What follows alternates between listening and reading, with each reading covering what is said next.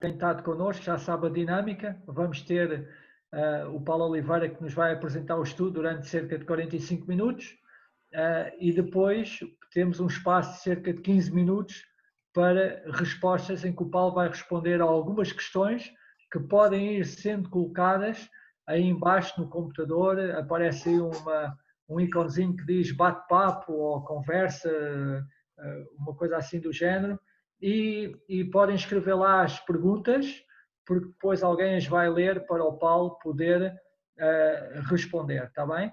Portanto, à medida que o estudo for avançando, se houver alguma questão, é escrever ali, que o Paulo depois, na altura certa, responderá. Convém também mantermos com os sons desligados. Eu já estou a ver que estão todos desligados, tirando o meu, e para não haver muita interferência e feedback. Tá bom? Então, Paulo Oliveira, obrigado pela tua disponibilidade mais uma vez, que possa ser mais uma vez uma bênção o estudo que nos trazes para nós neste fim de dia. Força. Ok, obrigado e boa noite a todos. Hoje vamos para a terceira semana e isto vai ficando o desafio cada vez mais interessante, porque temos que ir juntando também as peças todas, e ir lembrando algumas coisas que são dadas desde o início, à medida que vamos lendo também o livro de Gênesis, conseguir ter toda a informação do livro na mente para ir poder ligando tudo. Hoje nós não vamos ter uma leitura de texto propriamente dita, porque vamos abranger um pouco mais de capítulos. Eu não estou a dar o livro de Gênesis de uma forma muito exaustiva, analisando cada unidade de texto, e se elevar um projeto bastante bem maior, mas eventualmente se achar necessário pode-se voltar e rever algum texto com mais detalhe. Vou partilhar então aqui o meu ecrã e o título que eu dei a estes estudos tinha aqui origens, rupturas, bênçãos e promessas, porque são algumas das palavras, das ideias que andam neste livro e elas também são vistas e concretizadas e estão presentes depois no Novo Testamento, também relacionando com a pessoa do Senhor Jesus. Nós hoje iremos olhar desde o versículo 4 do segundo capítulo de Gênesis até ao versículo 26 e antes disso, de olharmos para o texto, portanto eu sugiro que os irmãos vão lendo o livro de Gênesis e ler o livro de Gênesis não é ler o capítulo 1 ou o capítulo 5 ou 6 para a semana, mas é fazer a leitura diária, porque à medida que nós repetimos, memorizamos também e o texto fica na nossa mente. Entretanto, só agora alguns assuntos, aqui eu queria aproveitar algumas coisas que vou aproveitando para introduzir à medida que estudamos Gênesis, só alguns assuntos introdutórios. Por exemplo, os irmãos talvez podem questionar-se porque é que eu estou a saltar aqui o capítulo 1, portanto, em vez de ser o capítulo 1 e capítulo 2, optei por fazer o capítulo 1 até ao 2.3 e agora iniciar no versículo 4. Não estou a respeitar propriamente os capítulos e versículos, eu procuro antes orientar-me pelo assunto que é tratado no texto, a análise gramatical, as orações principais e secundárias, para saber onde um novo assunto começa e onde o assunto que estava a ser tratado terminou. E nós aqui temos uma dessas mudanças. Sobre capítulos e versículos, então, eu aproveito para deixar aqui uma informação. Não sei se sabem que uma vez alguém me perguntou como é que se dividia a Bíblia e alguém respondeu que era capítulos, versículos e triciclos. A última parte obviamente está errada, não há triciclos, apesar de rimar. Mas algumas pessoas pensam que esta divisão dos capítulos e versículos faz parte do texto bíblico e portanto será também uma questão inspirada. Não é assim, foi em 1150 que aquele senhor ali, Stephen Langton, que adicionou os capítulos. Portanto, isto já havia a tradução para o latim da Vulgata e a Bíblia portuguesa, as traduções foram respeitando, mas nota-se que o fluir do texto, por vezes, não bate certo com a divisão dos capítulos. Portanto, este senhor Stephen Langton, se calhar ali atrapalhou-se num ou outro momento, ou teve um entendimento diferente do texto, e a divisão não ficou da melhor forma. Depois, no Antigo Testamento, uma família de maçoretas, portanto eu penso que já mencionei no primeiro estudo que havia uns homens que eram os maçoretas que introduziram umas pintinhas nas letras hebraicas, porque o hebraico não tem vogais, apenas tem consoantes, e por vezes era difícil saber pronunciar a palavra ou até mesmo identificar o significado, porque não havendo consoantes a palavra pode ter uma pronúncia diferente, só com, não havendo vogais, aliás, a palavra pode ter uma pronúncia diferente só com as consoantes. Então eles introduziram os pontos, uns sinais por baixo, uns risquinhos, pontinhos, no meio, por cima das letras, para ajudar a fazer o som das vogais. Estes senhores eram chamados maçoretas, e então essa família de escribas adicionaram uma marca no fim daquilo que eles achavam que era uma pequena frase de texto, então daí veio a ideia dos versículos. Depois, mais tarde, foram adicionados também as divisões dos versículos ao Novo Testamento, mas estas divisões são sempre muito arbitrárias, tanto mais que neste texto eu vou usar aqui um versículo 4a e o versículo 4b, que é a primeira parte do versículo e a segunda. Eu espero que isto não cause grande confusão, mas quando estamos a ler o texto é bastante importante nós seguirmos de uma forma gramatical, a nível dos conteúdos, o fluir que o texto diz, e percebemos que às vezes a meio de um versículo ou a meio de um capítulo há uma transição, apesar do versículo do capítulo não sempre ajudarem nisso. De forma geral ajuda, mas nem sempre ajuda. Uma outra questão que eu queria também deixar aqui convosco, e isto é no seguimento também daquilo que foi mencionado, uma pergunta já foi feita pelo Ricardo Tinoco, se eu não estou em erro, se Moisés então seria mesmo o autor do livro de Gênesis, e a partir do século XIX, portanto começou a haver uma evolução na área do conhecimento, dos estudos e tal, e os estudos literários, e passou-se a considerar então que a Bíblia seria uma espécie de uma obra literária também, e estaria sujeita à análise crítica, e foram desenvolvidas várias teorias em relação a isso. E essas teorias, elas hoje, elas estão, aliás, em alguns ambientes cristãos bastante influentes. O que eu agora vou dizer não é o que eu acredito sobre o livro de Gênesis, portanto, mas vou dar esta abordagem porque possivelmente as pessoas com quem nós lidamos, com quem nós falamos sobre o Senhor, sobre a Bíblia, sobre as histórias das Escrituras, estas narrativas que para mim são fundamentais em Gênesis, porque são as tais origens, é a razão de ser de toda a Bíblia, as pessoas acabam por ter em geral um entendimento diferente. Então o senhor chamado Wellhausen, isto por volta do século XIX, digamos assim, no número redondo, então ele começou a desenvolver uma teoria de que o livro de Gênesis não teria sido escrito por Moisés.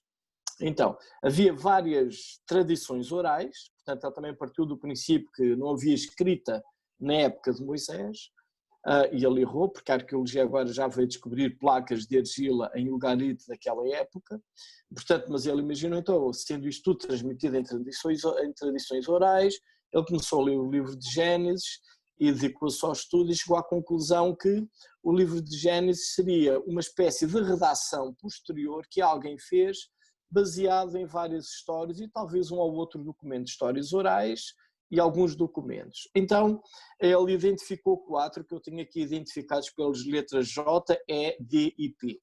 E este critério é baseado, sobretudo, no uso do nome de Deus.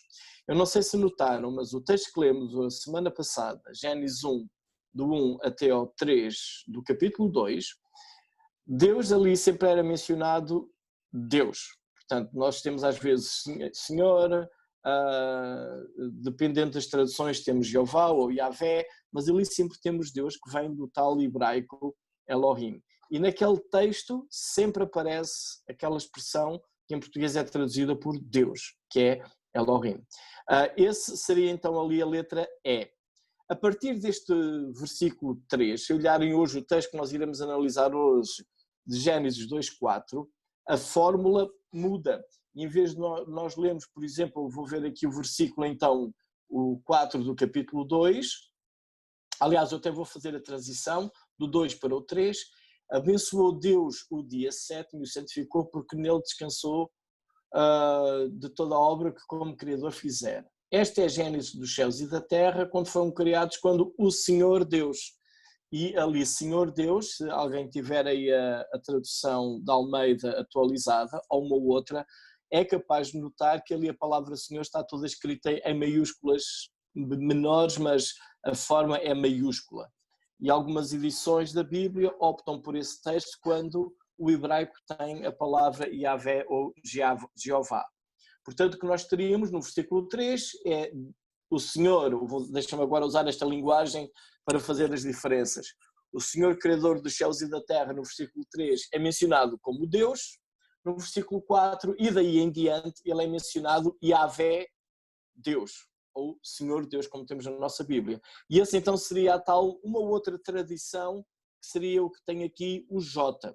Ou seja, segundo este homem, portanto é uma teoria que ele inventou, no 10º e no 9º século as pessoas iriam tratar o Senhor por Yahvé Elohim, e antes, no 9º e 8º séculos, iam tratar por Elohim. Depois ele descobriu o livro de Deuteronômio, ele não tinha nenhuma teoria para fazer aquilo, então era uma outra tradição que foi feita no 7º século, que seria o documento D, que seria o Deuteronômio, portanto estamos a falar do Pentateuco, e depois havia então uma última edição, que seria P, que vem do priest em inglês, de sacerdote, que seria um grupo de sacerdotes então, isto já por volta do século V a.C., portanto estamos aqui a falar da época do rei Josias, que então esse grupo de sacerdotes para fazer a restauração religiosa em Israel teria pego em todas estas tradições de histórias que as pessoas ouviam e cantavam, e então organizaram e escreveram o chamado Pentateuco, portanto isto na época do rei Josias. Se os irmãos tiverem as vossas Bíblias à mão, o argumento que é aqui desenvolvido, portanto, é que alguém, não se sabe quem, alguns pensam e afirmam, por exemplo, que teria sido o tal sacerdote Ilquias. Se lerem ali onde temos o segundo livro dos Reis, o capítulo 22, Josias ele sobe ao trono e começa uma reforma religiosa, porque de facto, portanto, já estamos com o reino dividido, o reino do norte tinha abandonado o Senhor, o reino do sul tinha tido maus reis até ali, e Josias faz uma reforma. Então, há um momento naquele versículo 8, em que o sacerdote Ilquias vai e diz, manda dizer ao rei que acharam um livro da lei. Portanto, na mente destes senhores que inventaram esta teoria, vamos dizer assim, eles não encontraram um livro da lei nenhum, eles escreveram o Pentateuco. Há quem diga que foi antes, há quem diga que é depois, esta teoria está dividida numa série delas, mas o único ponto que eu queria aqui focar é que esta proposta vai colocar o texto do livro de Gênesis no século V a.C., portanto a nação de Israel já está em Israel, já houve David, o Salomão, o filho de Salomão já causou a divisão no reino, já estamos no rei Josias ou até já pelo exílio dentro, também há quem considere isso, e aí é que o livro de Gênesis, Levíticos, Deuteronômio e tal são escritos. Qual é o problema disto? Não é a questão do nosso querido Moisés deixar de ser o autor. A implicação grave que isto tem na minha ótica é que as narrativas de Gênesis que estamos agora a ler, a criação e, neste caso que iremos abordar hoje, a criação do homem, deixam de ser uma realidade histórica e passam a ser um imaginário que o povo contava. Ou seja, falando com algumas pessoas que eu conheço, amigos meus católicos, ou de outras igrejas protestantes que também aceitam esta teoria, Adão e Eva são uma espécie de personagem mitológico. Portanto, nunca existiu um homem realmente chamado Adão e Deus nunca fez realmente uma mulher chamada Eva que tenham tido filhos, que fizeram estas coisas que lemos. Portanto, isto seria uma espécie de umas histórias que se passavam de boca em boca para explicar a origem de todas estas coisas. Portanto, daí também algumas tensões que às vezes há de grupos que tentam fazer uma conciliação entre teorias de evolução ou Big Bang com a narrativa de Gênesis. Porque se coloca esta data posterior para a redação do texto destes 5 livros da Bíblia. Pronto, não é isso que eu creio. Então, de novo, até reforçar a pergunta já do outro dia, várias vezes nas Escrituras nós temos a alusão à lei que o Senhor deu a Moisés. No livro do Êxodo, Deus manda escrever Moisés. Portanto, estas narrativas, na minha ótica, não são histórias explicativas dos fenómenos que as pessoas não sabem a origem de nada, então inventam-se assim. mas eu creio que sim, são revelação de Deus a Moisés, ou talvez Moisés até já poderia ter, de facto, também alguma coisa escrita da parte daqueles que estariam então no Egito. Não sabemos, algumas coisas certamente são revelação de Deus, como a criação, ninguém estava lá para fazer o registro, mas talvez as narrativas de Abraão ou outras narrativas talvez pudessem já ter um registro escrito, porque na época de Abraão a escrita já existia. Portanto, isto é apenas um pequeno parênteses, porque se nós formos falar destes textos com pessoas ligadas a outras confissões cristãs, não ficamos surpresos de eles dizerem que esta questão de Adão e Eva, ou o pecado de Caim, ou outra coisa qualquer, que são uma espécie de história inventada. Portanto, digamos que, em termos gerais, dentro do cristianismo, seja ele verdadeiro ou falso, mas daquilo que se diz cristianismo, esta é a teoria que é mais comum atualmente. E queria só aproveitar e deixar também isto para os irmãos. Agora, eu não sei se fizeram o vosso trabalho de casa, mas tinham que memorizar versículos. E eu não vos vou ouvir, mas eu vou sugerir que leiam, ou aliás, leiam não, digam o primeiro versículo para memorizar de cor, que era Gênesis, capítulo 1, versículo 1. Eu vou contar até 3, que é para dizerem, e eu queria que memorizassem, se calhar até já o sabem de cor, porque é extremamente importante. Temos um princípio e temos Deus que já está antes do princípio, portanto nós aqui já temos a eternidade de Deus e Ele é o Criador de tudo o que nós conhecemos dos céus e da terra. Ou seja, não há nada que exista que Deus não tenha criado. Portanto, tudo aquilo que existe, de alguma forma, está sempre dependente deste Deus Criador, que antes do princípio, portanto estamos aqui a falar da nossa dimensão espaço-temporal, antes deste princípio Deus já estava lá. Portanto, aquela pergunta, e Deus de onde veio, não se pode colocar, porque nós temos uma dimensão espaço-temporal criada por Deus, sobre a qual Ele não está sujeito. Portanto, nós não podemos perguntar de onde veio Deus, porque Deus, para ter vindo de algum lado, precisava de haver tempo antes de Deus. E Deus é o próprio Criador do tempo. Portanto, Ele é realmente a causa de todas as coisas que nós conhecemos. O segundo versículo que eu já mostrei aqui, eu queria também encorajar-vos a decorar, porque eu creio que estes textos são ótimos quando nós queremos partilhar o Evangelho a alguém. Eu não sei se um dia já pensaram em falar do Evangelho iniciando pelo princípio das Escrituras, mas nós aqui temos uma oportunidade de mencionar logo quem é o Senhor. Ele é o Criador dos céus e da terra, portanto, a pessoa com quem eu falo do Evangelho é criada por Deus, o mundo onde aquela pessoa anda é criada por Deus, as batatas que aquela pessoa come, de alguma forma, são de Deus, porque a terra foi Deus que a criou, o sol, a lua, as estrelas e a chuva e tudo isso é Deus que criou para que aquele vegetal cresça, seja ele alface ou animal, seja o que for. Portanto, toda a nossa existência a partir deste versículo depende de Deus, do versículo 1 de Gênesis. O versículo 27 é também extremamente importante, eu penso, porque fala de que nós próprios somos criados não como os animais, portanto a ideia de que morreu, acabou, nós somos como os animais, quando morremos vamos para baixo da terra, essas frases assim comuns que ouvimos dizer. Este versículo indica que há uma diferença entre nós e o resto da criação. O homem é criado à imagem de Deus. Sim, há uma semelhança, ele é formado do pó da terra, não é? Mas é criado à imagem e semelhança de Deus. E para mim, eu queria vos encorajar a memorizar este versículo como uma ferramenta para poder partilhar o Evangelho, portanto, identificando quem é o Senhor, que é o Criador no mundo, e quem somos nós, criados à sua imagem, nós, o homem. Então eu queria vos encorajar a decorar estes versículos. Hoje iremos ter mais um versículo para memorizar.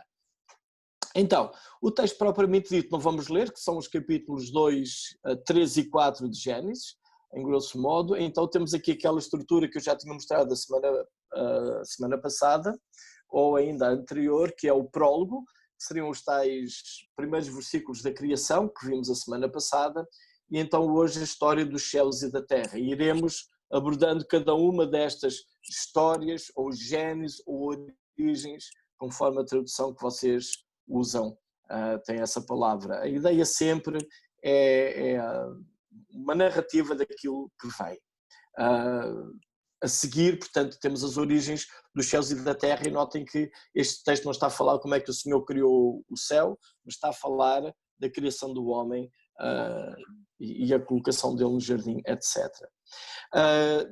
Queria notar também uma mudança de temas que nós temos aqui. No capítulo 1, por exemplo, nós notámos que havia uma frase muito repetida que era: viu Deus que era bom, e depois no dia sexto, e tudo que tinha sido criado era muito bom. Mas agora aqui neste capítulo há uma mudança brutal, digamos assim.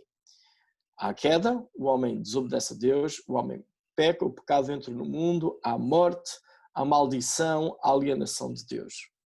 Portanto, se no capítulo 1, e é um pouco ainda aqui no início deste texto, nós temos alguma harmonia, alguma coisa, digamos que um quadro de que o Senhor está a agir e a criar as coisas correm bem, a partir destes textos, do 2, 3 e 4, o quadro muda completamente. E surge então um tema de redenção. O homem começa a ter necessidade de que Deus o redima, de que Deus lhe restaure a vida, daquilo que o homem perdeu seja de novo restaurado. E de facto, Deus, o Senhor, vai dando promessas ao longo das Escrituras. Hoje já iremos ver uma primeira promessa e elas então irão se concretizar plenamente mais tarde na pessoa do Senhor Jesus.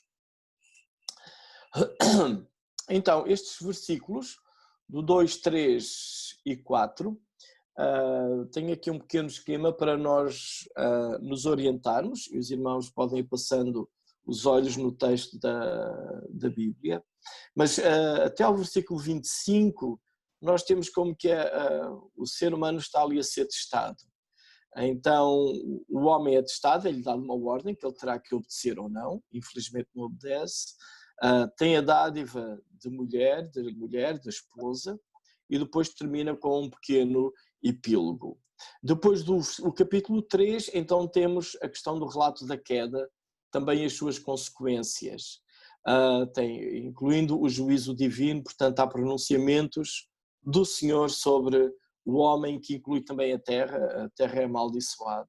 No capítulo 4 em diante, e isto inicia no 4, mas iremos ver que irá continuar ao longo destes capítulos de Gênesis até ao capítulo 11, como que há uma espiral descendente de pecado e violência, quer dizer, o homem no seu estado vai piorando cada vez mais. E nós vamos notar já aqui essa tendência nestes capítulos. Portanto, nós temos já Caim e Abel, também o caso deles, em que um irmão mata o outro, depois temos a questão de Lameque, que também menciona bastante a violência. Os dois primeiros grupos, portanto, voltando aqui atrás, a humanidade de Estado e a consequência da queda, tem uma estrutura bastante interessante, e eu queria-vos apresentar esta estrutura porque este tipo de estruturas é muito comum no pensamento hebraico e ajuda bastante a nós apanharmos as ideias principais de um determinado texto. Por vezes estas estruturas estão dentro de um único versículo, outras vezes é um grupo de 5, 6 versículos, às vezes são séries de capítulos inteiros. E são unidades de texto dentro de unidades que formam o todo, e vai havendo ênfases. Nós vimos, por exemplo, a semana passada, na estrutura de Gênesis, é aquilo que nós chamamos uma estrutura paralela, seria um A, B, C, A', B', C', e depois teria o D. O A e o B eram o primeiro e quarto dias da criação que lidam com a luz, com a criação de luzes, e lua, estrelas, sol, etc. O segundo e o quinto dia também são paralelos, portanto lidam com o conceito da expansão acima e em baixo, no segundo dia, e no quinto dia então é o povoamento dessas expansões, portanto os céus são povoados com as aves e os mares com peixes. Depois temos o terceiro dia, que faz um paralelo com o sexto dia. Então temos a separação do mar e da terra, a porção seca, essa é do terceiro dia, e no sexto dia, então a terra, essa porção seca, ela é povoada com animais. Então temos 1, 2, 3, 4, 5, 6, seria A, B, C, A', B', C', e depois o dia sétimo, que não tem ideia paralela, o tal dia de descanso, que também não tem aquela repetição houve tarde e amanhã o dia 7, portanto a ideia que ficou em aberto, esse não tem paralelo, significa que a nível de interpretação de texto gramatical, a estrutura retórica daquele texto, a ênfase vai calhar neste dia 7º que não tem paralelo. Nós aqui temos uma outra estrutura, que é, por causa da forma que tem, ela é chamada estrutura quiástica. Esta formazinha que vem aqui, que faz uma espécie de seta, então quem viu isto chamou-lhe quiástica, porque se nós prolongarmos estas duas linhas, a do A, B, C, D e a do A', B', C', eu estou a fazer estes gestos, talvez vocês entendam como quero dizer, quase que forma um X. E o X, na língua grega, é a primeira letra para a palavra Cristo, que é a letra Ki, então daí a estrutura quiástica. E a ênfase deste tipo de estrutura fica de novo no assunto que não tem também uma ideia paralela. Então, analisando aqui, temos a criação do homem, nos primeiros versículos do capítulo 2, de 4 a 17, e o castigo do homem, do 17 ao 24. Do 18 ao 25 temos a criação da mulher, e no 16 temos a punição da mulher. Depois, no 3, já do 1 ao 5, temos a questão da serpente. E do 14 ao 15 temos a punição da serpente. E no meio, não há uma ideia paralela, temos então o pecado da humanidade e Deus descobre o pecado. Aqui um pouco com mais detalhe, tem mais texto, não sei se conseguem ler bem, o texto é muito grande, mas dá uns aspectos mais detalhados de cada porção, notando só as partes do C, B, os linhas, não é? O C', B' e A', o que acontece é que os relacionamentos começam a ficar todos deteriorados. Portanto, há um conflito que se estabelece entre a mulher e a serpente, há um conflito que se estabelece no relacionamento do homem com a mulher e depois no castigo que o homem tem, há um conflito que também há o relacionamento entre ele e a terra que produzia, agora ele vai ter que trabalhar com o suor do seu rosto. Portanto, também agora aproveito aqui para desmistificar que a ideia do trabalho não é consequência do pecado. E isso iremos também ver mais à frente. Ok, os primeiros versículos então agora do 2 até ao versículo 25, portanto capítulo 4, do 2 ao 25. Então temos a primeira parte do versículo 4, e aqui a tal divisão do versículo, que eu tenho 4a e 4b, que temos o tema na primeira parte do versículo 4. E esta primeira parte do versículo 4, dependendo da vossa tradução, e é importante vocês saberem a tradução que têm, se é uma corrigida, ou se é a versão Almeida corrigida, se é Almeida atualizada, por vezes a forma de colocar o texto em português fica mais compreensível numa tradução, perde um detalhe noutra tradução. Então é bom consultar 2, 3 traduções para podermos ter uma noção do que é que acontece. Às vezes é apenas uma figura de estilo, porque se o hebraico usa muitas repetições, na nossa língua isso fica muito aborrecido, então por vezes o tradutor põe uma outra palavra que substitui as repetições. Mas para um estudo mais exegético faz falta essas repetições. Portanto, a primeira parte, o que nós temos esta é a gênese dos céus e da terra, quando foram criados, e eu tenho aqui a minha versão atualizada, que diz quando o Senhor Deus os criou. Ora bem, ficaria melhor neste caso uma tradução como a Bíblia para Todos, ou a NVI, ou a corrigida, que se notarem, diz de novo, foram criados a terra e os céus. E nós iremos dar alguma ênfase também a isso. Então depois temos o homem atestado e a dádiva da mulher. O que é que nós temos aqui nesta primeira secção?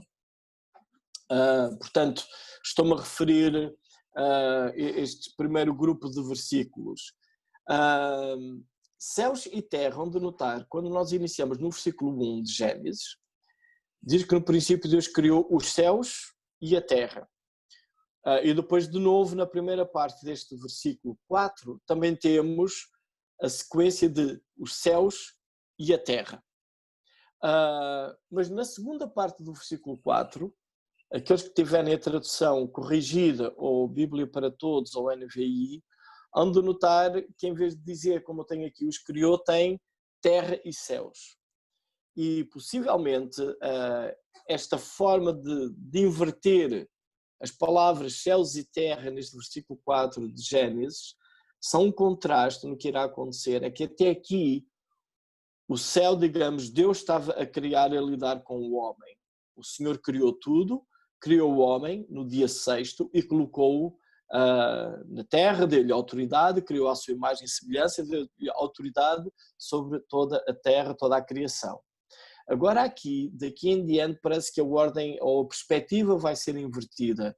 Agora parece que é o homem que vai ter que responder a Deus, ou seja, a terra vai ter que responder ao céu, digamos assim. E de facto nota-se aqui esta mudança no texto.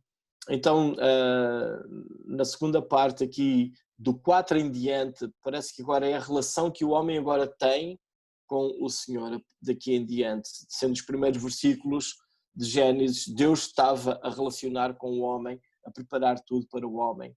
E agora o homem terá que responder também ao seu Criador.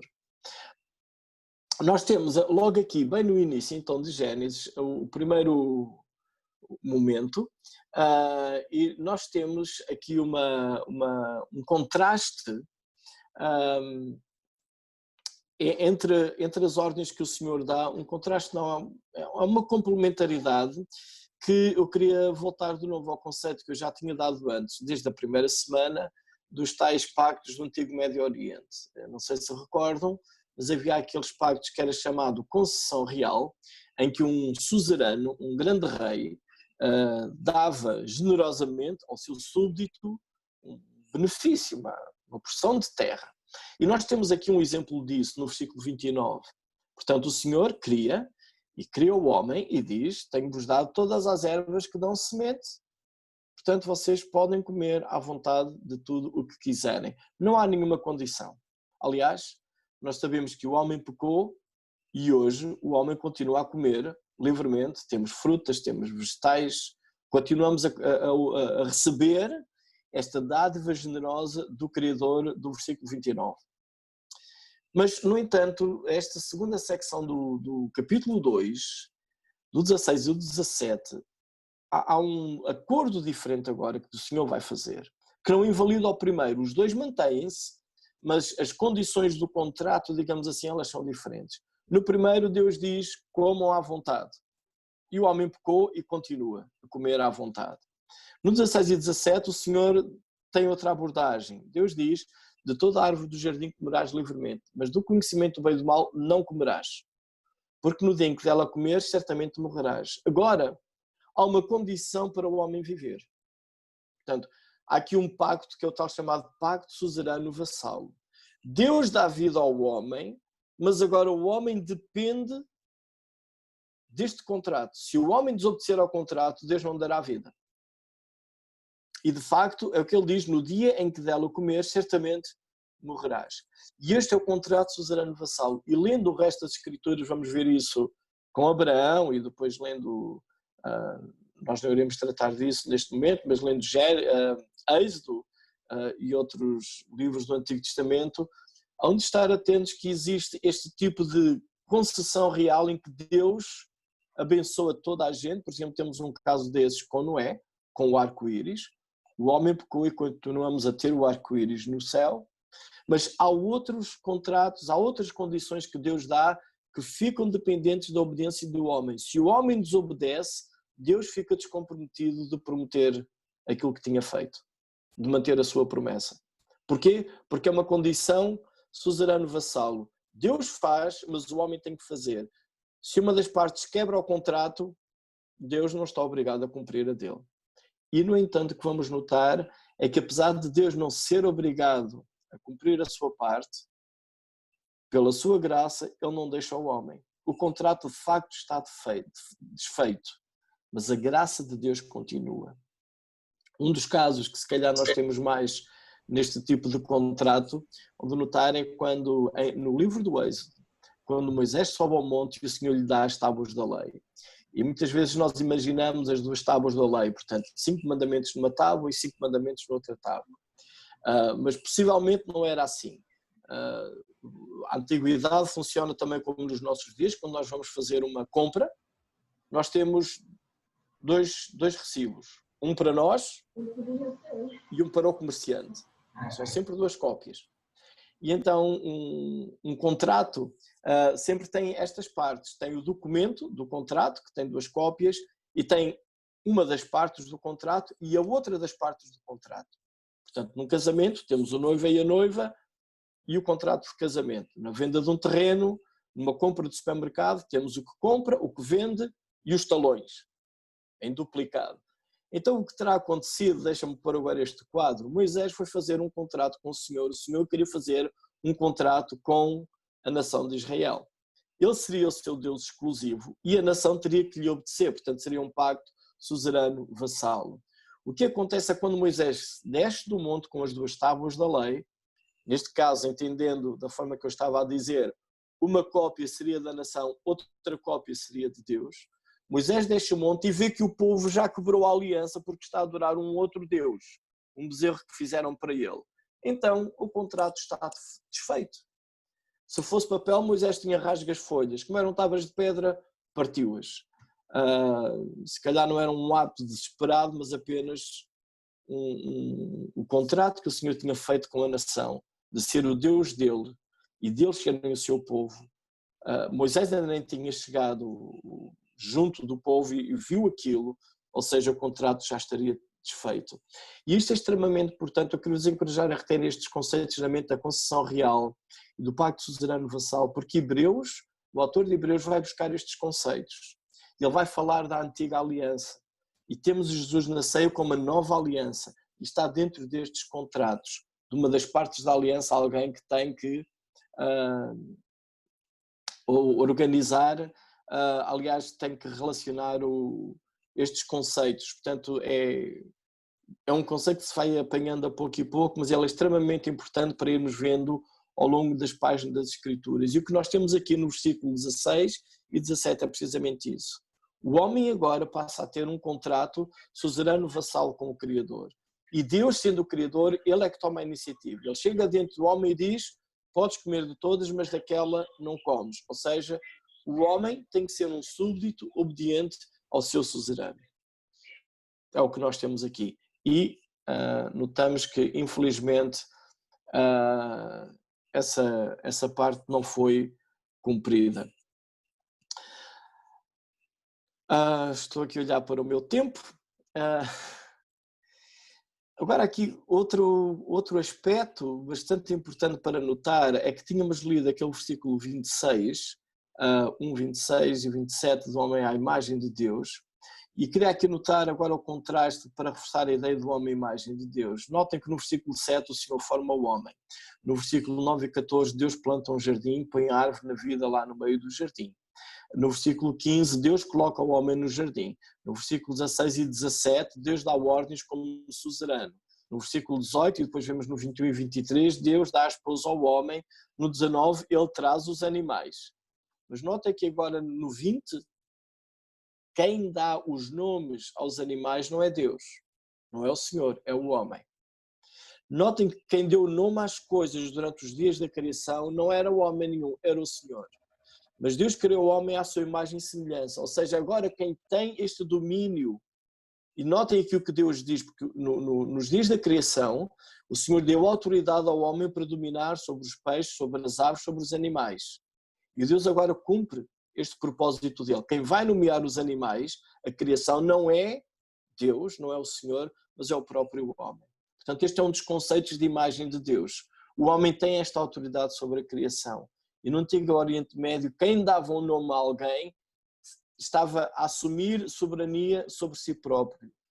Nós temos um caso disso, por exemplo, no livro de Daniel, em que os nomes são mudados. Os nomes deles são mudados, não é? Porque eles estão debaixo de um outro soberano. Então o nome dos amigos de Daniel são nomes que estão sujeitos ao soberano, que está também associado lá à divindade. São os destaques desta primeira secção, então. A segunda parte do capítulo 3 até ao 24, no capítulo 3, 1 até ao 24, nós temos então este trágico caso da queda do homem. O homem desobedece, Deus faz um pronunciamento, um juízo sobre o homem. Alguns destaques aqui. Pela imagem, acho que percebem a ideia que não era propriamente uma maçã. Mas este processo da queda é bastante interessante. E há algumas coisas aqui que eu queria notar. Primeiro começa com uma pergunta. É assim que Deus disse? E aqui precisamos de ter algum cuidado com perguntas. Há as perguntas que são feitas porque alguém não sabe e quer saber. Há perguntas que são feitas para provocar. Há perguntas que são feitas para lançar confusão. Notem que Satanás fez perguntas a Jesus, deu-lhe sugestões. E quando são feitas perguntas ou perguntas vêm à nossa mente, precisamos de discernir se é uma pergunta que necessita de uma afirmação e damos, ou se é uma pergunta apenas que quer lançar confusão, criar dúvidas, provocar. E esse tipo de perguntas nem sempre merece uma resposta. E o erro aqui foi, um dos erros aqui é não discernir o tipo de pergunta. Lendo os evangelhos, nós notamos que fazem perguntas a Jesus. E a forma como Jesus dá as respostas é brilhante. Uma das que eu gosto é quando lhe perguntaram com que autoridade ele fazia aquelas coisas. E notem que Jesus não responde com que autoridade faz. Ele diz assim, eu também tenho uma pergunta. O batismo de João era de Deus ou dos homens? Eles saem para conferenciar e percebem que disseram de uma forma, são apanhados. Disseram de outra, também são. E chegam ao pé de Jesus e dizem com um ar inocente, não sabemos. E Jesus diz-lhe apenas, então eu também não digo com a autoridade faço as coisas. É interessante esta resposta que Jesus dá. E temos que ser perspicazes, porque o que andou aqui começa com uma pergunta. É assim que Deus disse? Depois, 3 características muito interessantes que o texto nota que atraiu Eva. Primeiro, boa para comer. Depois, agradável aos olhos. E depois, desejável para dar entendimento. E num outro lugar da Escritura, fala da concupiscência da carne, concupiscência dos olhos e soberba da vida. E são os 3 grandes males que ainda afetam hoje a humanidade. E temos aqui como que um retrato de algumas coisas a que nós somos extremamente vulneráveis. E foi precisamente ao olhar e ver estas características que o homem e a mulher cederam e eles, imagem de Deus que deveriam dominar sobre a criação, eles ficaram sujeitos ao ser criado. Então aconteceu a queda e uma catástrofe aconteceu. O homem passou, não que é que ele perdeu a imagem de Deus, mas aquilo que ele tinha da parte do Senhor Deus passou a ficar distorcido. Uma série de conceitos, e hoje ainda nós sofremos disso. Eles perceberam que estavam nus e tiveram um problema com aquilo. A seguir, no 8 e no 10, diz que ele tinha medo e esconderam-se. 2 vezes diz, escondi-me. E a razão é, o homem, por causa daquilo, passou a ter medo de Deus. Depois, do versículo 11 até ao versículo 13, lá no capítulo 3, começa a haver uma distorção da realidade. Ninguém é culpado, não é? O homem diz que a culpa é da esposa, a esposa diz que é da serpente, e vai passando a culpa de um ao outro. Portanto, começamos a ver a realidade à nossa volta de uma forma completamente distorcida. O juízo divino vem. E o que é interessante aqui é que no meio deste juízo divino há também graça e promessa de bênção e de redenção.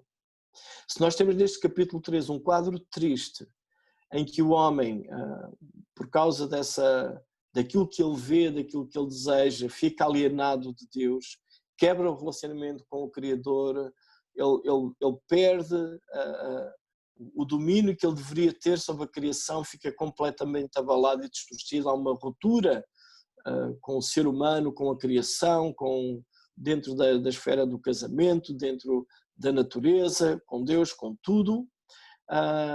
E no meio de tudo isso, parece que há uma flor que brota como a esperança de vida, que é uma promessa que temos ali no versículo 15. Eventualmente, o quadro também termina deste capítulo com o homem sendo expulso do jardim.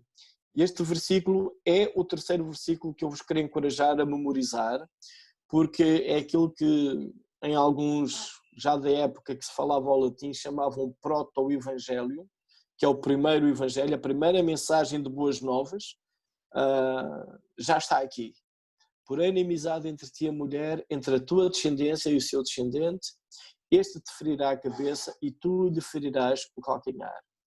Há uma promessa remota que se calhar não conseguimos ver aqui muita coisa, mas de facto aqui nós temos uma promessa que se vai renovando em outras promessas, vai se desenvolvendo, construindo ao longo das páginas do texto bíblico. E quando chegamos ao Novo Testamento, ao fim dos Evangelhos, nós vemos que há de facto um descendente da mulher que esmaga a cabeça da serpente, apesar de sofrer.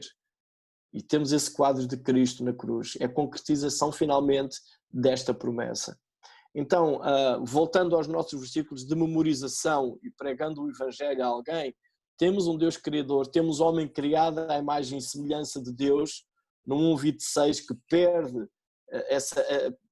essa imagem, fica distorcida por causa do pecado, mas logo a seguir Deus dá ainda uma promessa de redenção. No meio deste quadro, deste cataclismo, deste quadro triste, Deus dá uma promessa de redenção ao homem. E queria-vos encorajar a decorar este versículo. Continuando, no resto do capítulo, no resto do texto agora, o capítulo 4, notem que este caos ele vai acontecendo cada vez mais. Agora temos o caso de Caim e Abel, temos o caso de Lameque nos versículos seguintes. Uma coisa que eu queria que notassem é que desde que estamos a ler o Gênesis até aqui, Deus sempre tem iniciativa. Deus age como criador, ele decide criar. Ele cria tudo, ele cria o homem. Ele tem a iniciativa de dar responsabilidades ao homem, de fazer o homem como que o gestor, o mordomo dos seus bens, que é a sua criação. O homem falha. Mas quando nós vemos aqui que o homem falha, é o Senhor que vai procurar Adão. Adão está escondido e ele foge. Ninguém lhe diz, quer dizer, não há... O homem foge sozinho, ele tem medo, ele tem noção, esconde-se, ele próprio se aliena de Deus. Mas é interessante que Deus vai procurar o homem. Deus vai atrás daquele ser que ele criou e que o ama. E isso é impressionante. Deus vai atrás dele e Deus fala com ele. E quando Caim erra também, lendo agora apenas aqui alguns versículos no capítulo 4, vou ler o versículo 5.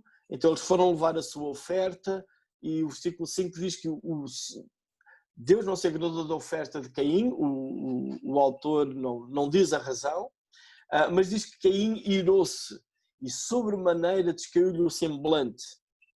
E notem, no meio daquilo, então lhe disse o Senhor, Deus vai ter com este homem irado, zangado, irritado. E diz, porque é que tu estás assim? Se procederes bem, diz o versículo 7, não serás aceite, mas se procederes mal, o pecado está aí. E o discurso muda. No versículo 8, há uma conversa entre Caim e Abel, que é um crime premeditado, nós podemos perceber aqui, ele diz para ir ao campo e já tem alguma intenção. E no versículo 9, depois do homicídio acontecer, quem volta a ter a iniciativa de falar é de novo o Senhor que vai falar com Caim. Onde está Abel, teu irmão? E isto revela-nos este Deus de graça e amor que nós temos, que é um Deus justo também. Esta graça e amor divinos não tornam Deus, deixa-me usar esta expressão, um Deus mole. É um Deus compassivo, cheio de amor e graça, que dá a promessa de redenção em Gênesis 3,15 ao homem, mas que expulsou o homem do jardim do Éden. É um Deus de amor e graça que vai ter com Caim e diz, se tu procederes bem serás aceite, mas também é um Deus que vai falar com Caim porque ele matou o seu irmão e diz no versículo 11, és agora pois maldito por sobre a terra, cuja boca se abriu para receber das tuas mãos o sangue do teu irmão. Então nós nestes primeiros capítulos também percebemos quem é este Deus? É um Deus que não aceita o pecado, mas que vai atrás do ser humano que ele criou. É um Deus que dá promessas e bênçãos a todos incondicionalmente, como comida, sol, mas é um Deus também que estipula regras que têm que ser obedecidas, e quando elas são quebradas também há consequências.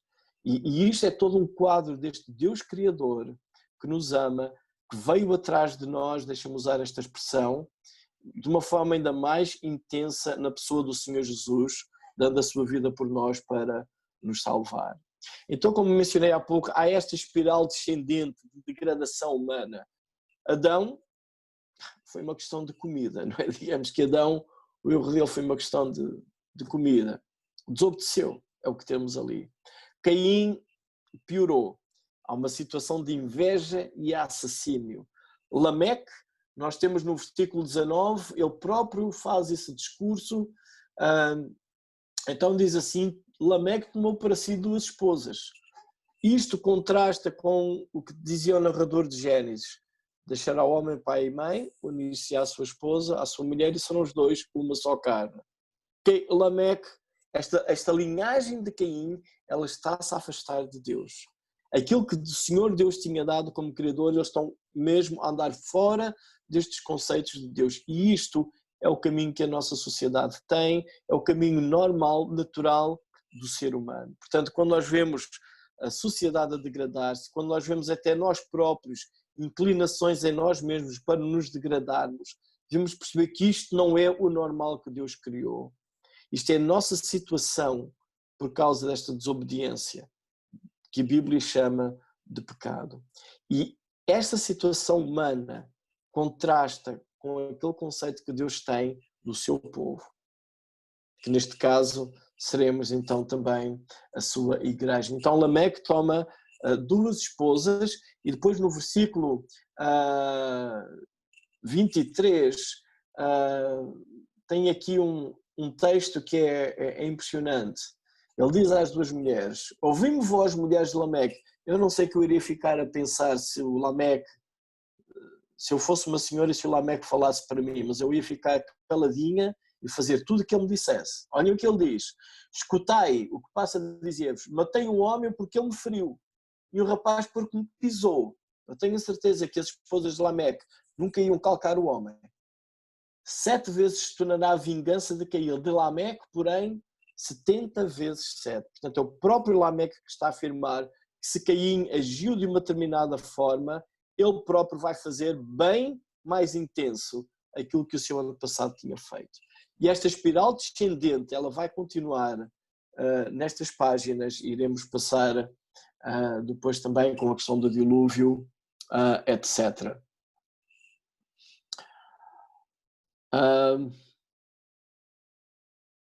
Vem surgindo aqui alguns avisos e eu vou vendo.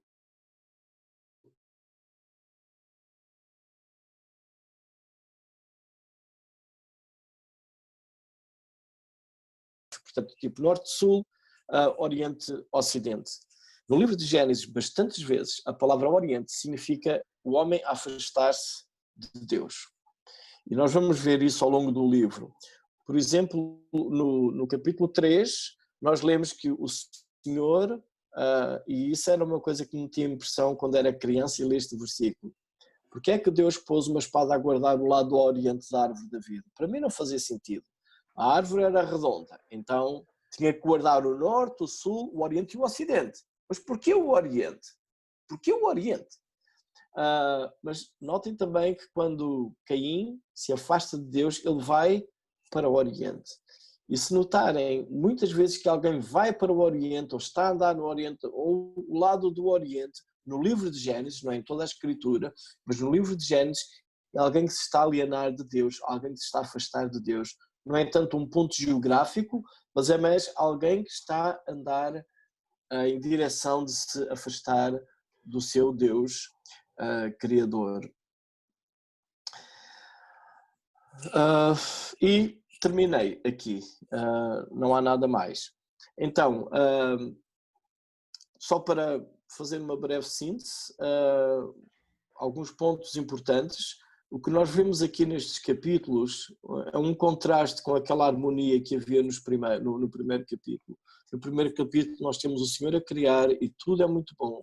Deus criou o homem e dá responsabilidade ao homem e as coisas funcionam e há o descanso. Okay? Esse é o quadro da primeira secção. Esta segunda secção que inicia no 2.4 começa ainda com uma aparência interessante, mas este homem criado à imagem e semelhança de Deus, ele vai falhar na sua missão. Ele, em vez de dominar a natureza, ele acaba por ficar dominado, sujeita-se, desobedece a Deus, aliena-se de Deus e começa então a haver esta necessidade da redenção, daí esta promessa de Gênesis 3.15. E todo o resto das escrituras como que existem por causa disto que aconteceu. Ou seja, os capítulos seguintes de Gênesis, livro do Êxodo, todo o Pentateuco, toda a história de Israel que lemos, até desaguar nos Evangelhos, falando mais especificamente da pessoa do Senhor Jesus, tudo isto é um cumprimento de uma história da redenção que Deus está a dar, porque este homem que Deus criou e se alienou dele, Deus quer-o de volta para si. E isso aplica-se a cada um de nós.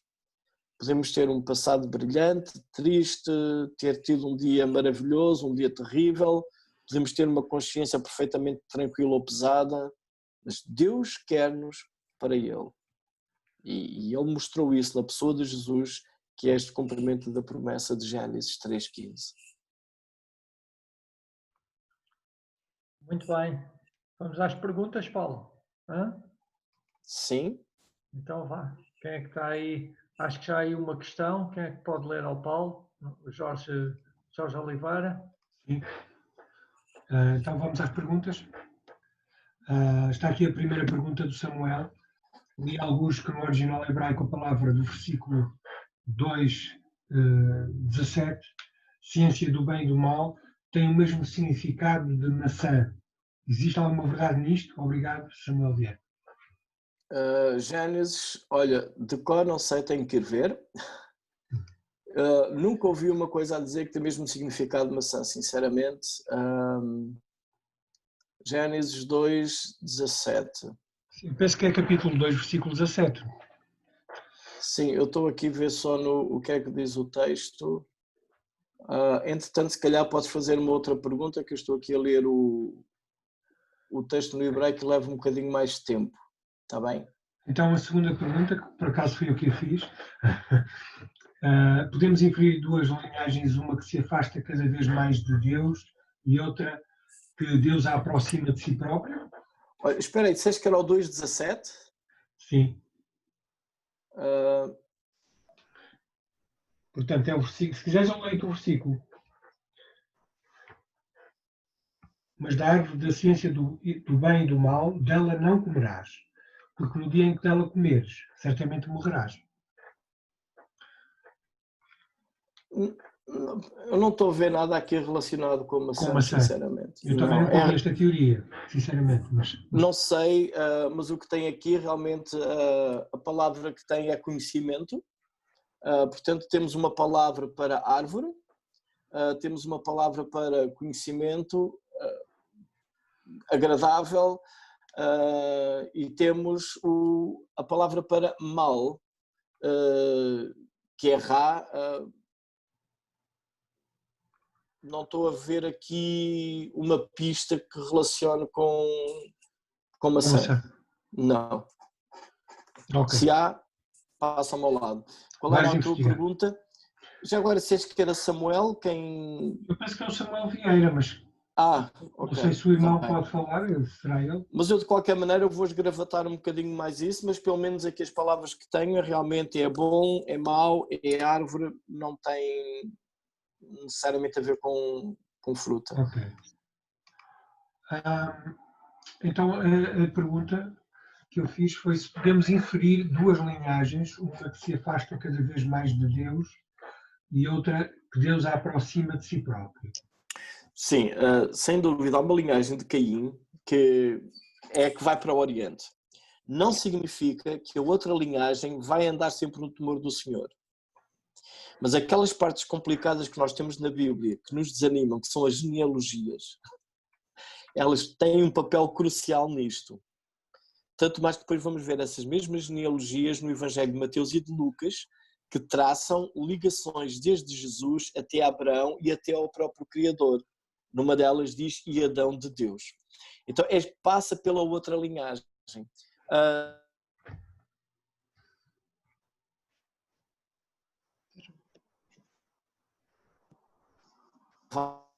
Então, do outro filho de Adão e Eva, de Sete, é que vai continuar, há uma linha, há um fio condutor que vai passar pelo nosso patriarca Abraão, antes passa por Noé, passa pelo patriarca Abraão, depois há uma descendência, sempre através da linhagem real do rei David, que faz a ligação depois com as páginas do Novo Testamento acerca do Senhor Jesus. E já agora fica também uma coisa para notar nisto das questões de genealogias. Ao notar que no capítulo 3, os filhos de Adão que nós temos mencionados, não são os filhos que são mencionados depois, deixa-me não errar, no capítulo 5. Nós temos um outro daquela estrutura, estas são as gerações de, e nós temos apenas ali mencionado no capítulo 1, no capítulo 3 temos Caim e Abel.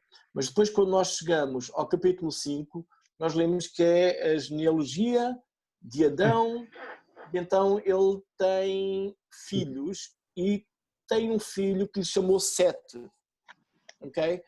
E fica a pergunta, ok, tem Sete, então onde é que está Caim e Abel?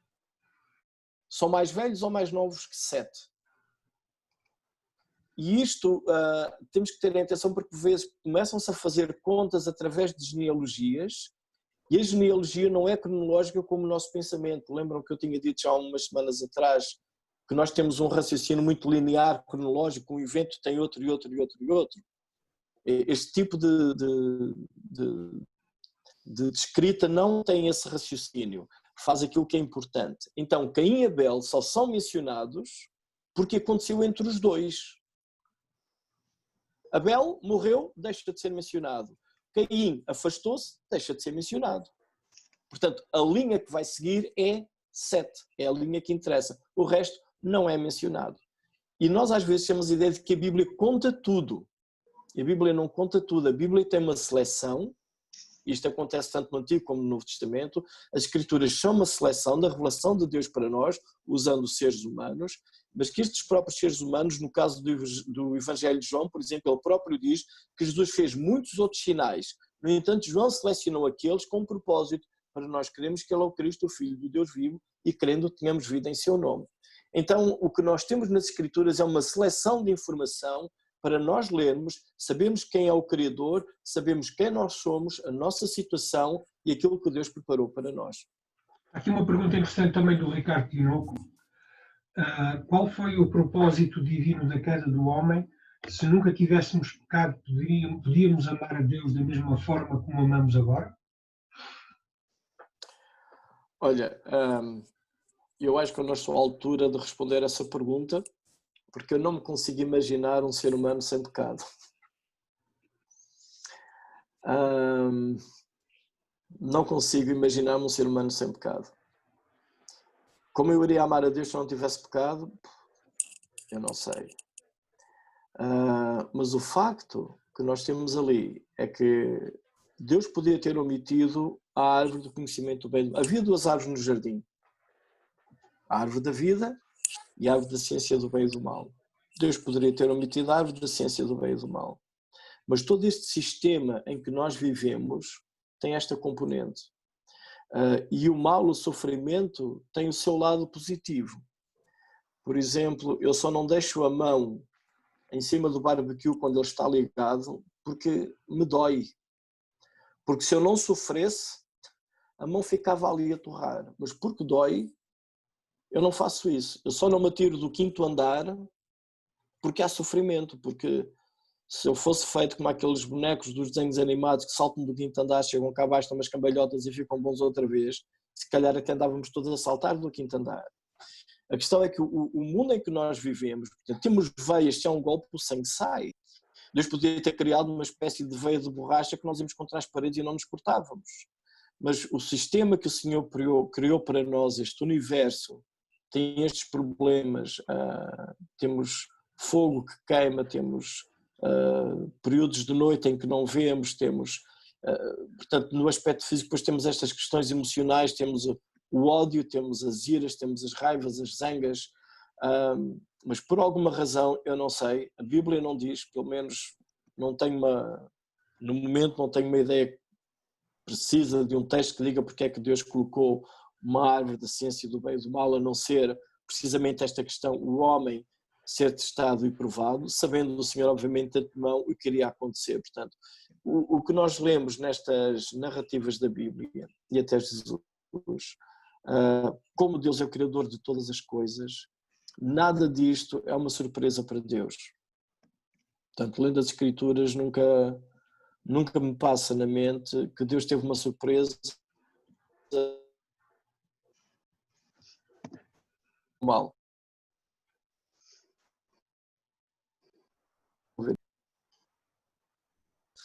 Agora, a razão porque o Senhor não criou dessa forma, Ele deixou-nos vulneráveis. Mas aí também há uma coisa que eu creio que é muito interessante, que é, eu ando privado de abraços já há algum tempo, com esta história do Covid. Mas uma das coisas ótimas que há no relacionamento humano é haver pessoas que gostam de nós quando elas nos podiam odiar. Isso é fascinante, porque se eu tiver um robô que está programado para me dizer sempre bom dia Paulo, eu gosto muito de ti, eu não tenho um robô desses, mas que temos uns quase, não é? Estas maquinetas já dizem algumas coisas dessas, mas qual é o sabor de ouvir um elogio de alguma coisa que a única razão que tem de ser programada é precisamente essa. E para mim, como ser humano, a possibilidade de alguém olhar para mim e perceber que sou importante para aquela pessoa, isso é tremendo, porque eu posso não ser importante para aquela pessoa, eu posso ser odiado. Da mesma maneira, o meu relacionamento com Deus é eu perceber que apesar do Senhor não ter que vir ter comigo como foi ter com Adão ou com quem Ele não tinha que vir ter comigo, é perceber que este Deus gracioso veio ter comigo precisamente. Se eu tivesse sido criado de uma outra forma, estaria programado para aquilo. Seria uma máquina que não falha, tinha as frases certas, as questões certas. Mas esta fragilidade com que Deus nos criou traz dores, mas também traz uma alegria tremenda. E eu saber que apesar de eu ser como sou, e Deus querer passar a eternidade comigo, eu não sei o que é que pode haver melhor do que isto. Ok, fica um pouco no ar a resposta também, não é? E vamos talvez saber, temos a certeza que vamos saber a resposta completa à pergunta do Ricardo no céu, não é? Com o senhor. Eu já anotei lá, tenho uma listinha das perguntas que eu vou fazer no céu. Portanto, não sei se mais algum irmão ou irmã tem mais alguma pergunta. Quero aproveitar, ainda temos aqui mais 1 ou 2 minutos. Se entretanto alguém quiser formular, pode escrever ou fazer sinal e nós passamos a palavra também. Se não, se ninguém mais tiver perguntas, eu passo a bola. Deixa-me só fazer aqui uma questão sucinta. Eu fui ver a pergunta, a tal pergunta, se Deus tivesse, como é que é, deixa-me ver outra vez. A pergunta no fim era se poderíamos amar a Deus da mesma forma como amamos agora. Aí a resposta é não, não poderíamos amar a Deus como amamos agora. E talvez uma expressão disso é o caso de Pedro, quando o Senhor lhe pergunta se ele o ama. Na terceira vez Pedro diz: Senhor, tu sabes todas as coisas. Eu amo-te, mas sou o Pedro. Entretanto, o Gabriel, para não falhar, lança também uma pergunta. Não é, Gabriel? Boa. Qual a profundidade e extensão da corrupção após a queda? Qual a profundidade e extensão da corrupção após a queda? Paulo. Opa, olha, uma coisa que temos que pôr é as perguntas têm que ser fáceis. Olha, mas ela é da tua igreja, depois se quiseres responder particularmente. Mas são boas perguntas. Sim. Olha, Profundidade e extensão. Ok, a profundidade eu acho que foi ao âmago de todos os relacionamentos. Portanto, o Senhor cria um universo, um planeta, uma terra, com animais, seres vivos, plantas, ar, etc. E a queda vai afetar tudo isso. Hoje temos poluição, quer dizer, aquela ideia do homem ser o gestor, de ser a imagem de Deus, portanto, do homem governar, digamos, como ele deu o nome aos animais, ou organizar, cuidar o jardim, guardar, era essa a missão do homem, dar nomes, cuidar, gerir aquilo que Deus fez. E essa ideia de gestão nós temos também no Novo Testamento, com quadros que o Senhor Jesus disse que um rei foi embora e deu moedas, deu talentos aos seus servos para eles gerirem. Portanto, toda essa dimensão ficou completamente afetada. Todos os relacionamentos, o homem ficou com problemas com ele próprio e ele diz que teve medo de esconder-se. Portanto, o homem já está a ter um problema com ele próprio de consciência, não é? Já não vive sozinho, à vontade, descontraído, no jardim de Deus. Ele tem medo e esconde-se, sozinho. Okay? Ele tem problemas com a família, começa a dizer que a culpa é a mulher. Tem problemas com Deus porque quem lhe deu a mulher, por acaso, até foi Deus. Ele diz, a mulher que tu me deste, a natureza é amaldiçoada, a imagem de Deus fica distorcida, portanto, a extensão aí é brutal. Ela, seguramente em todo este planeta Terra, em todas as dimensões do ser humano, ela acontece. A profundidade, talvez o local mais profundo em que essa ruptura aconteceu é entre Deus e o homem, precisamente. Essa ligação que existia entre Deus e o homem, Criador, criatura, suzerano, vassalo, o súbdito, o senhor e o servo. Isso foi completamente quebrado, arruinado. E o homem perdeu a vida. De facto, o que temos ali era uma das questões que também me interrogava muito quando era miúdo. Eu via ali um problema, mas Deus disse, no dia em que dou comer, certamente morrereis. Porquê é que eles não morreram? Então, se Deus disse que eles iam morrer, para cumprir o que ele tinha dito, Deus tinha que os matar. Levou-me algum tempo a perceber que, de facto, naquele dia eles morreram. Eles morreram porque foram expulsos do jardim, foi-lhe cortado o acesso à árvore da vida e a morte veio.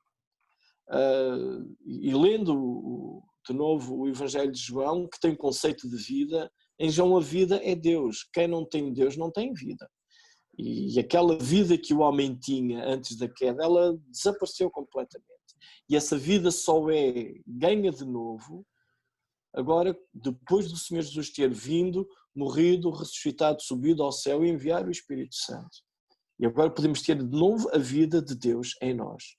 Por isso é que o Senhor Jesus também disse que Ele é o caminho, a verdade e a vida. Portanto, a vida que está lá em João 10:10, vida em abundância, ela é restaurada aí. Talvez a nível de profundidade seja essa a profundidade maior que nós temos. O homem ficou completamente morto, separado deste Deus Criador. Não sei se respondi de forma satisfatória. Eu penso que sim. João Paulo. Muito bem. Penso que não há mais nenhuma pergunta, pelo menos aí no chat não há mais nada escrito. De qualquer das formas, vamos terminar com uma palavra de oração. Obrigado, Paulo Oliveira, pelo estudo. E vamos terminar orando ao Senhor. Eu vou pedir ao João Paulo Santos, da igreja aqui em Lisboa, em Alvalade, que possa nos despedir com uma oração, está bem? E depois da